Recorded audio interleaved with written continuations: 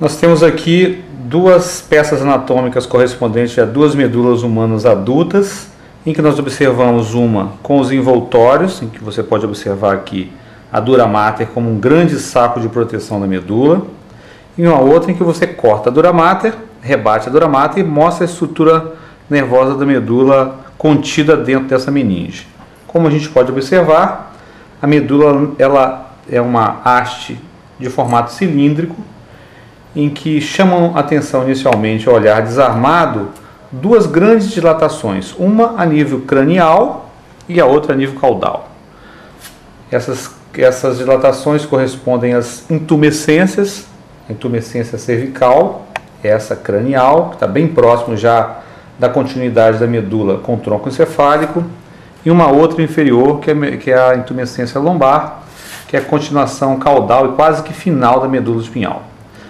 A gente pode observar que essa haste cilíndrica, portanto, tem essas dilatações que correspondem exatamente a locais de chegada e de saída de fibra dos plexos. A intumescência cervical corresponde ao plexo braquial e a intumescência lombar ao plexo lombosacro.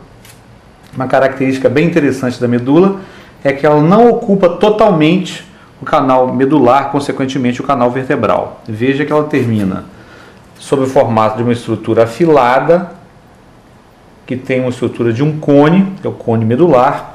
Isso no indivíduo adulto normal está topografado aproximadamente a nível de L2, ou seja, a medula no adulto humano termina nesse cone medular a nível do processo espinhoso da segunda vértebra lombar.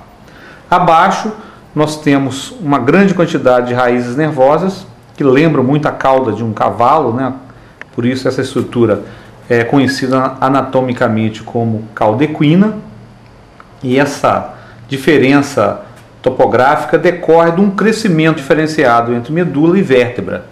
No início do desenvolvimento embrionário, essas duas estruturas, vértebra e medula, possuem um tamanho normal, e com o desenvolvimento a vértebra cresce muito, tracionando para baixo exatamente as raízes do plexo lombosacro, causando então esse acidente característico aqui. Como podemos observar nessas duas peças, a medula é envolta pelas meninges, a mais espessa e mais externa é a dura mater, que forma um longo sistema de proteção externa medular e termina sob a forma de um saco chamado saco dural. Esse saco dural possui um prolongamento que vai se prender no cóccix. Se você observar nessa peça aqui que está aberta, esse prolongamento vai se inserir aqui no osso, aqui é um pedacinho de osso do cóccix chamado ligamento coccígeo. Esse conjunto aqui chamado de filamento da dura mater espinhal, já não tem nem raiz nervosa mais, e se prende no cóccix pelo ligamento coccígeo.